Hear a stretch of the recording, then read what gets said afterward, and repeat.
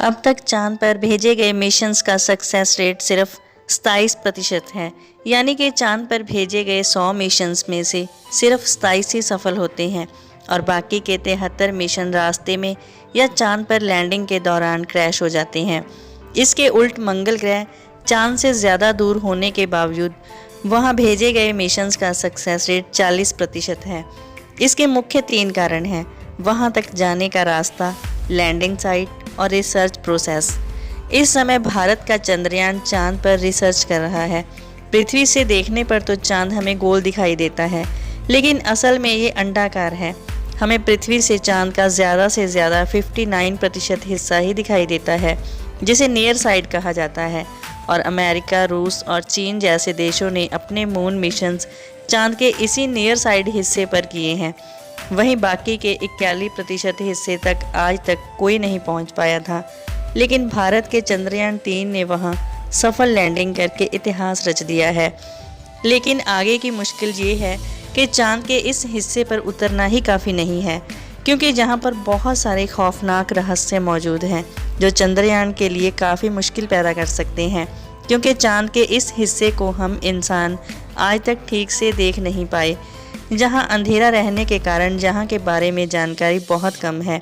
और वहीं कई स्पेस एक्सपर्ट का मानना है कि चांद के इस हिस्से में एलियंस रहते हैं, जिन्होंने जहां मौजूद बड़े बड़े क्रिएटर्स में सीक्रेट्स छुपा कर रखे हैं, जहां से वो पृथ्वी पर नज़र रखते हैं। माना जाता है कि नासा ने 1969 में अपने मून मिशंस को इसी वजह से बंद कर दिया था। नासा के पहले मैन मिशन अपोलो 11 के एस्ट्रोनॉट्स नील आर्मस्ट्रॉन्ग और बज़ एल्ड्रिन ने भी एलियंस की मौजूदगी की आशंका जताई थी। इस मिशन के पूरा होने के बाद एक डॉक्यूमेंट्री में बज़ एल्ड्रिन ने इस बात को इशारे में कहा था कि जब वो चांद पर उतरे थे तो एक बड़ी सी लाइट उनका पीछा कर रही थी, और टेक्निकली ये UFO यानी कि अनआइडेंटिफाइड फ्लाइंग ऑब्जेक्ट था, जो बहुत ज़्यादा एडवांस टेक्नोलॉजी से बना हुआ था, जिसकी हम इंसान कल्पना भी नहीं कर सकते। और कुछ देर एस्ट्रोनॉट्स के ऊपर मंडराने के बाद वो चांद के फास्ट राइड की तरफ चला गया। इसी जगह पर अब चंद्रयान 3 भी मौजूद है। ऐसे में सवाल आता है कि क्या सच में वहाँ एलियंस हैं, और अगर हैं तो क्या वो विक्रम लैंडर और प्रज्ञान रोवर पर हमला भी कर सकते हैं।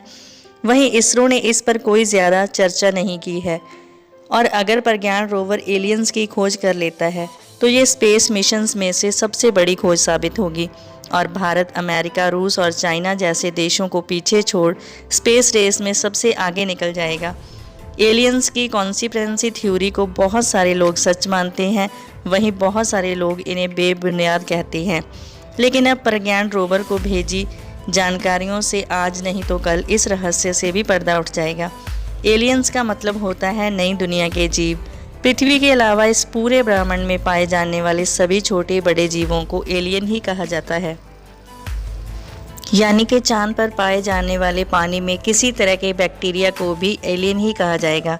अब सवाल आता है कि अगर चांद पर वायुमंडल नहीं है तो वहाँ कोई भी जीव कैसे हो सकते हैं। तो इसका जवाब है कि पृथ्वी पर ऐसे कई सारे जीव पाए जाते हैं जिन्हें जीने के लिए ऑक्सीजन की ज़रूरत नहीं पड़ती, जिन्हें अनऑक्सी बैक्टीरिया कहा जाता है। ऐसे में प्रज्ञान रोवर इस स्थिति को स्पष्ट करने की कोशिश करेगा। इसके अलावा चांद की जियोलॉजी और क्लाइमेट चंद्रयान 3 के रिसर्च मिशन में कई मुश्किलें पैदा कर सकता है, क्योंकि वहाँ का इकोसिस्टम पृथ्वी जैसा नहीं है, क्योंकि चांद की सतह पर उल्का पिंडों की बारिश पिछले करोड़ों सालों से ही हो रही है, जिस वजह से चांद पर क्रेटर्स बन गए हैं। ये क्रेटर्स 1 सेंटीमीटर से लेकर 2500 किलोमीटर तक बड़े हैं और इनकी गहराई 10-10 किलोमीटर तक है। ऐसे में अगर प्रज्ञान रोवर इन क्रेटर्स में गिर जाता है तो इसे रेस्क्यू करना नामुमकिन है, क्योंकि इन क्रेटर्स में करोड़ों सालों से सूरज की रोशनी नहीं पहुंची, जिस वजह से इनके अंदर कैसे रहस्य हैं ये कोई नहीं जानता। वहीं चांद की सतह बहुत ही ऊबड़ खाबड़ है, ऐसे में वहाँ चलना बहुत मुश्किल है। चांद का तापमान दिन के समय 120 डिग्री सेल्सियस तक चला जाता है, वहीं रात को तापमान -230 डिग्री सेल्सियस तक चला जाता है। तापमान में हो रहे इतने बड़े बदलाव के कारण लैंडर और रोवर के उपकरण खराब हो सकते हैं। इसीलिए इसरो ने दिन के समय में ही इसे चांद पर उतारा है।